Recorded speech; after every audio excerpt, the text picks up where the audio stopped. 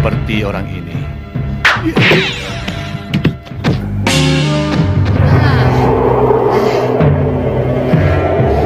Gusti Patih, kelihatannya Bahadur dengan orang-orangnya tidak mengejar kita.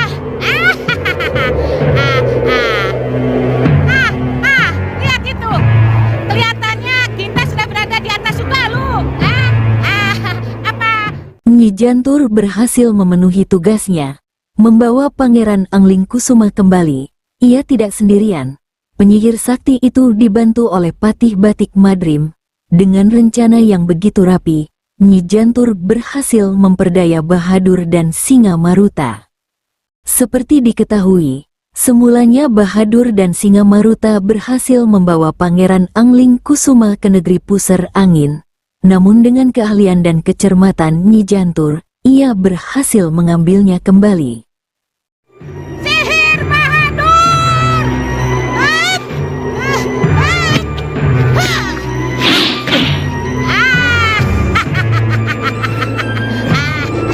Terima kasih.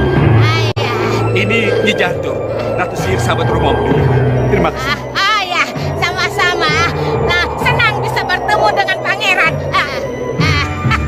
Ya. Kita turun, Nyi. Sugalu sudah menunggu kita. Iya. Kita turun sekarang, Iya. Gusti. Hah. Lesung, turun.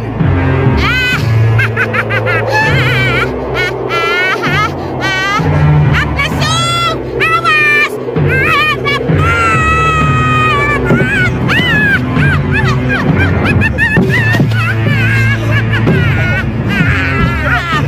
Aduh.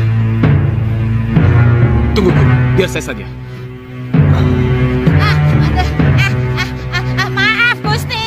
Iya, Nyi. Aduh. Setelah berhasil membawa Pangeran Angling Kusuma, Nyi Jantur menuju Padepokan Sugaluh. Di sana sudah ada Nyai Dewi Sintawati dan Jagat Satria.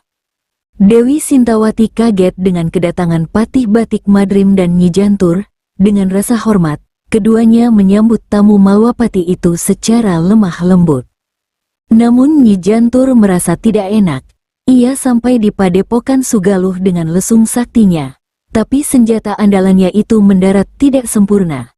Sedikit kerusakan terjadi, karena lesung itu berbenturan dengan benda sekitarnya. Seluruh prajurit memberi hormat kepada Patih Malwapati dan Nyi Jantur. Batik Madrim heran dengan Dewi Sintawati. Dari mana ia tahu bahwa Pangeran Angling Kusuma akan datang ke Padepokan Sugaluh? Ternyata Empu Mahasura telah mengabarkannya.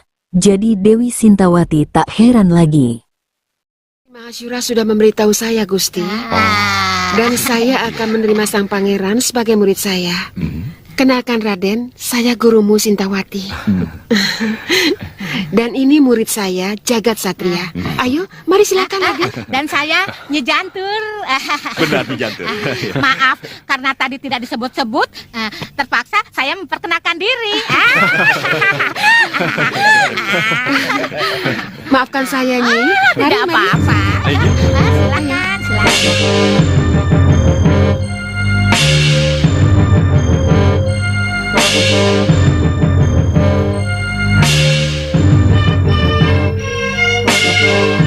Susuk emas, susuking sarono malih rupo.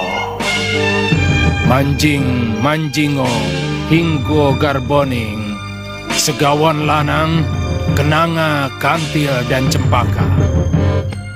Di sisi lain, Ki Sarduloyudo memenuhi janjinya kepada Segawan Lanang, Kenanga, Kantil, dan Cempaka. Mereka meminta ajian Malik Rupo agar rencana yang sudah disusun berjalan lancar. Dengan senang hati, penyihir sakti itu mengabulkan permintaan Segawan Lanang dan ketiga putrinya. Sambil menyiapkan ajian Malik Rupo, Ki Sarduloyudo sudah menyediakan alat-alat yang akan digunakan.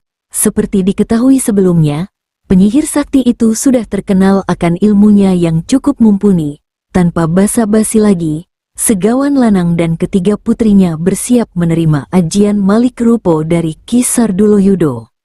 Awalnya mereka semua merasakan sakit yang luar biasa, namun secara perlahan-lahan mulai menghilang, keadaan normal seperti biasanya. Hal ini mereka lakukan demi memuluskan rencananya masuk ke dalam Malwapati, tanpa ada seorang pun yang bisa mengenalinya.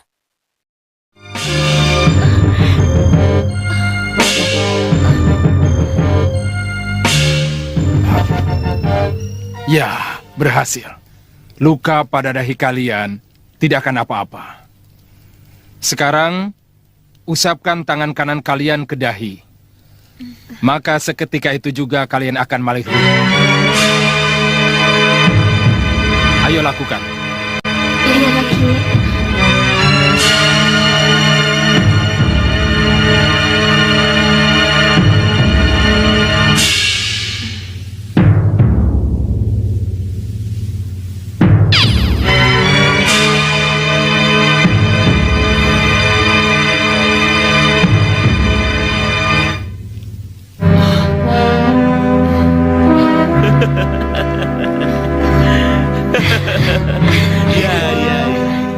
Ki Sarduloyudo berpesan kepada ketiganya agar menggunakan ilmu Malik Rupo tersebut seperlunya saja, jangan sembarangan memakainya. Kini Segawan Lanang, Kenanga Kantil dan Cempaka bisa mengubah dirinya sendiri dan menyihir yang diinginkannya. Sementara itu, Pangeran Danurwenda sedang bertarung dengan sekelompok prajurit yang menghadangnya. Ia tak mengetahui alasan apa sehingga mereka menghalangi perjalanan putra Prabu Angling Dharma tersebut. Pertarungan masih berlangsung. Kesaktian Pangeran Danurwenda tak perlu diragukan lagi. Ia sudah terdidik dengan kesaktian yang cukup mumpuni. Semua tokoh golongan hitam sudah mengetahui tentang Pangeran Danurwenda, jadi harus butuh pengawalan prajurit agar keadaan yang tidak diinginkan bisa terhindari. Tak lama kemudian, datanglah pimpinan kelompok tersebut. Ia bernama Galar Kuaka. Aku Galar Kuaka, pimpinan mereka. Aku penguasa daerah sini. Siapapun yang lewat di daerahku harus menyerahkan pundi-pundi emasnya kepadaku. Ayo Satria Bagus, serahkan pundi-pundi emasmu padaku. Kalau begitu, Apapun namanya, ini daerah kekuasaanku. Cepat serahkan pundi-pundi emasmu padaku. Kalau tidak, ini tapal batas Malwapati. Lebih baik kalian menyerah untuk kuserahkan kepada Prabu Angling Dharma. Ayo menyerah.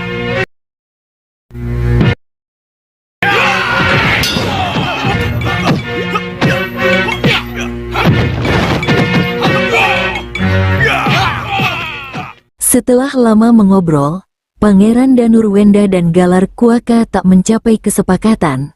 Keduanya tak menyetujui syarat masing-masing. Pertarungan pun kembali tak dapat dihindari lagi. Dengan mudahnya Pangeran Danurwenda mengalahkan Galar Kuaka dan para prajuritnya. Kesaktian penjahat tersebut tidak sebanding dengan kekuatan putra Prabu Angling Dharma itu. Dari kejauhan tampak Segawan Lanang, Kenanga Kantil dan Cempaka sedang mengamati pergerakan Pangeran Danurwenda. Mereka terkesan dengan penampilan pendekar tampan tersebut. Dengan sigapnya, pendekar tampan tersebut mengejar Galar Kuaka dan para prajuritnya yang kabur. Namun dari kejauhan ada seorang pendekar berkuda yang memanggil Pangeran Danurwenda. Ia adalah Kiparusa, guru latihan Danurwenda di Kartanegara.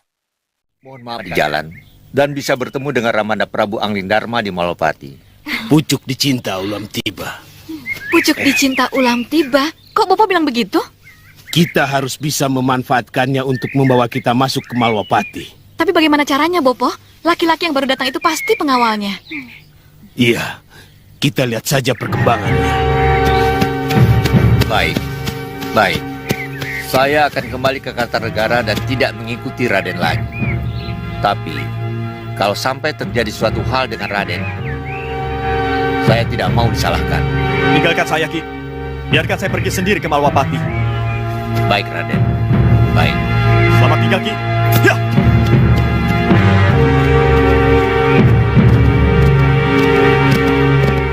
Akhirnya Pangeran Danurwenda pergi sendiri. Ia tidak ditemani oleh gurunya. Kiparusa, melihat Pangeran dan Nurwenda pergi tanpa pengawalan, Segawan Lanang Kenanga, Kantil dan Cempaka merasa sedikit tenang. Mereka memutuskan untuk mengikuti putra Prabu Anglingdarma tersebut, Segawan Lanang melalui jalur darat, sementara ketiga putrinya lewat udara. Walaupun sudah berjanji tidak akan mengikuti Pangeran dan Nurwenda, tetapi Kiparusa tetap mengawalnya, karena sudah menjadi kewajibannya. Ia kemudian menyusul Pangeran dan Nurwenda dari kejauhan. Tugas ini ia laksanakan karena tanggung jawabnya telah dibebankan untuk mengawal Pangeran tampan tersebut sampai ke Malwapati. Di sisi lain, Gendrawani dan Soca Cendawa sedang mengamati padepokan Sugaluh. Mereka memantau keberadaan Pangeran Angling Kusuma. Itu Sugaluh.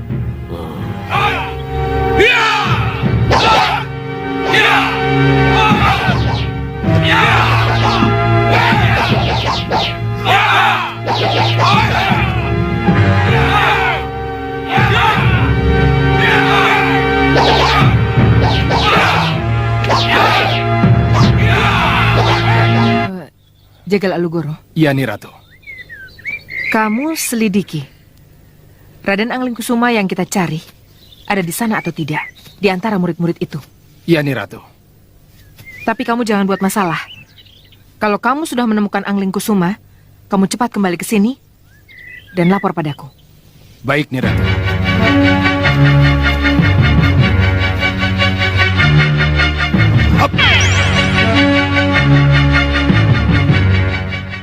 Ketika Jagal Alugoro ditugaskan Gendrawani memantau keberadaan Angling Kusuma, Soca Cendawa ikut juga. Tetapi ia dihentikan oleh Gendrawani. Ratu Kegelapan itu mempercayai sepenuhnya kepada muridnya tersebut. Tampak di Sugaluh sedang ada latihan. Maka dari itu Jagal Alugoro ditugaskan untuk memantau saja. Bila Pangeran Angling Kusuma berada di sana, ia segera kembali menghadap Ratu Gendrawani untuk memberi kabar. Melihat jagat satria ikut andil dalam latihan tersebut, Jagal Alugoro merasa sedikit heran. Ia tidak mengenali pendekar tampan tersebut. Seperti diketahui, Prabu Anglingdarma sengaja menitipkan jagat satria di padepokan Sugaluh. Hal ini dilakukan karena banyaknya tokoh golongan hitam yang menginginkannya. Maka dari itu Prabu Anglingdarma mengizinkan jagat satria ke Sugaluh. Begitu juga dengan Pangeran Angling Kusuma, ia ditempatkan di padepokan Sugaluh juga. Bahadur telah mengamatinya sejak awal. Hal tersebut cukup beralasan, karena Pangeran Angling Kusuma mempunyai mustika kalung Hyang Antaboga yang terkenal sangat sakti mandraguna, di mana pemiliknya bisa menembus bumi.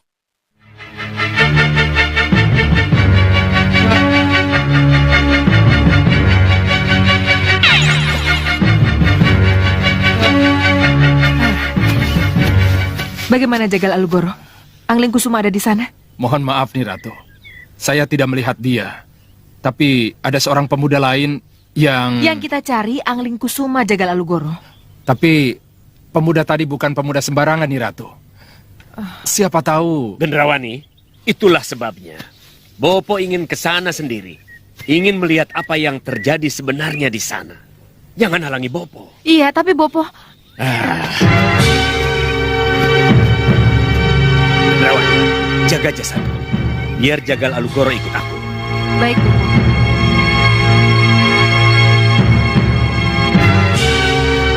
Somo Ngalemboro.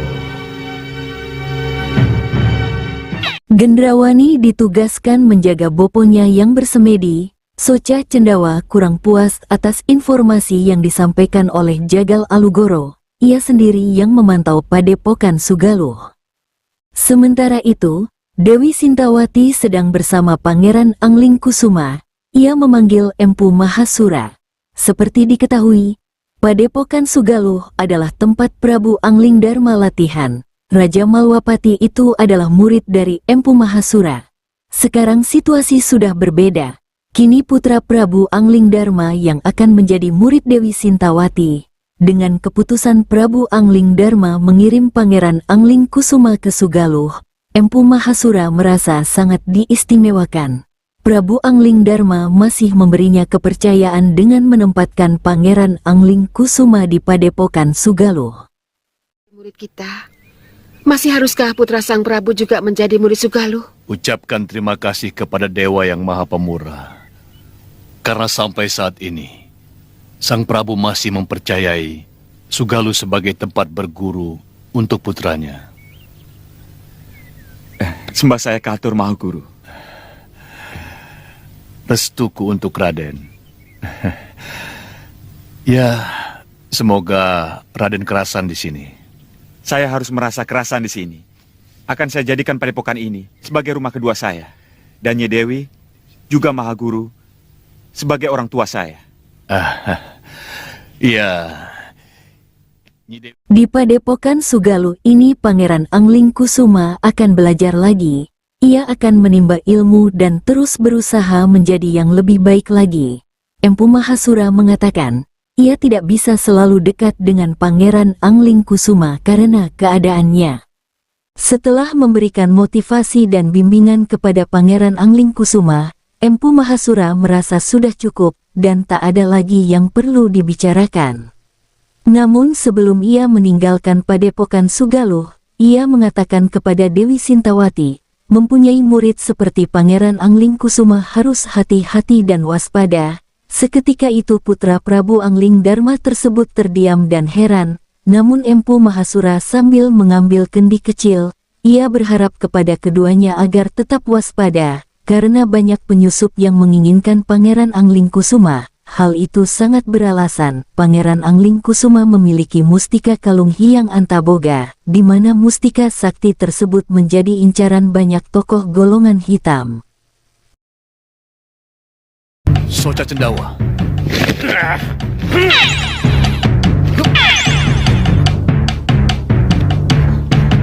Soca Cendawa.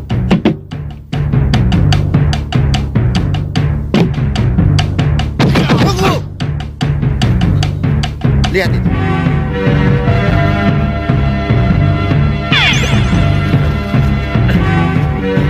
Hah? Itu Bu Mahasura kan? Ya. Mau kemana kamu, Soca Cendawa?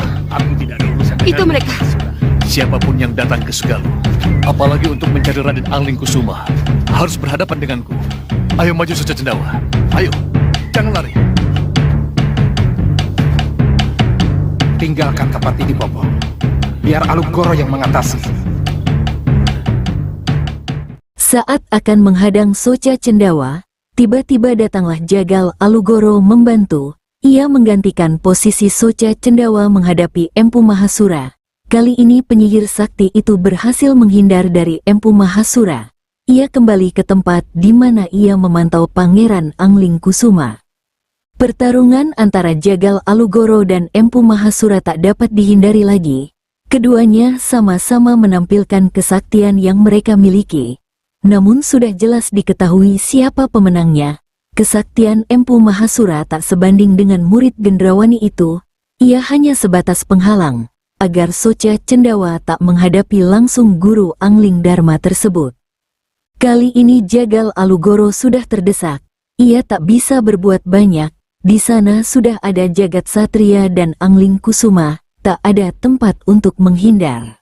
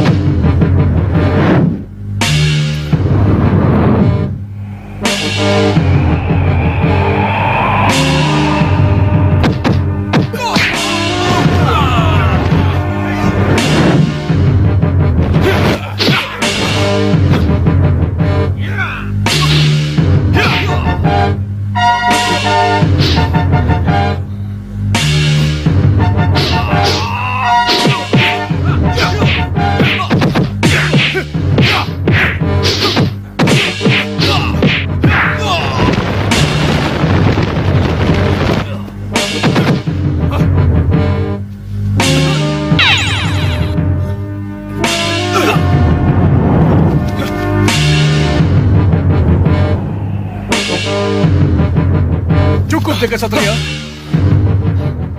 Akhirnya Jagal Alugoro berhasil menghindar. ia dibantu kedua murid Gendrawani. Jagat Satria ingin mengejarnya, namun Empu Mahasura melarangnya. Guru Angling Dharma itu membiarkan Jagal Alugoro pergi. Pangeran Angling Kusuma mengatakan, ia melihat prajurit Gendrawani itu sejak di Mawapati. Empu Mahasura membenarkan hal tersebut. Siapapun mereka, ia adalah prajurit Gendrawani. Suatu saat nanti mereka pasti akan kembali lagi. Tapi yang diherankan Empu Mahasura adalah, kenapa kok Pangeran Angling Kusuma yang menjadi targetnya? Sebelumnya mereka selalu berencana untuk mengalahkan Prabu Angling Dharma dan berusaha sebisa mungkin untuk masuk ke Malwapati. Saat berbicara tentang Gendrawani, Empu Mahasura menanyakan apakah Jagat Satria dan Pangeran Angling Kusuma sudah saling mengenal. Mudah-mudahan kami bisa menjadi sahabat yang baik. Ya, syukurlah kalau begitu. Itulah yang sangat saya harapkan. Gimana, Bopo? Hah? Kalah lagi? Kembali lagi ke Meranggas? Iya, terpaksa. Apa boleh buat? Bopo, kalau begini terus kapan bisa menang? Kita pasti menang. Akan menang. Tapi mundur teratur lebih baik daripada tetap menyerang tetapi akhirnya berkalang tanah. Dan kau Jagal Alugoro. Sekali lagi kamu gagal dan kalah. Jangan berharap kamu akan bisa terus bersamaku. Iya, Bopo. Iya. Saya akan memanggil Ratu Gelap-Gelapnya kegelapan. Saya akan meminta petunjuknya. Jangan sekarang, Gendrawani. Jangan sekarang.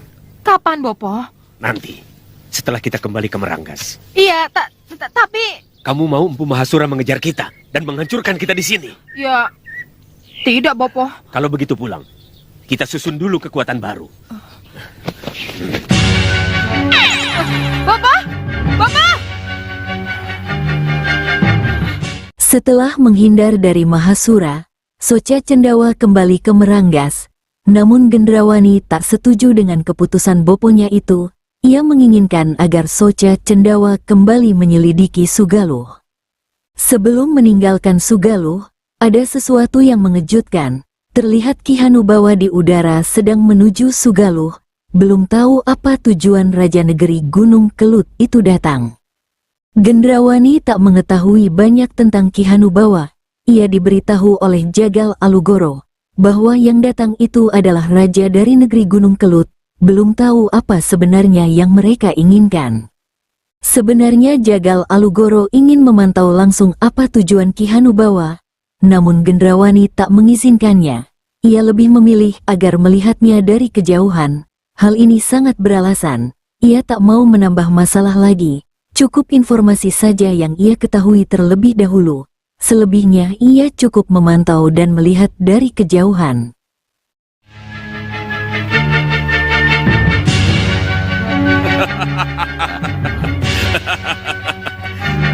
Prajurit, maju! Hanucara, siapkan senjata. Siap.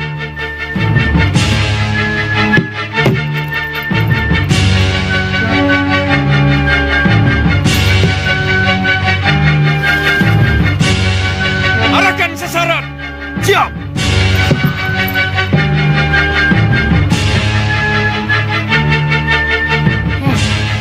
Apa yang mereka bawa itu, Jagal Alugoro?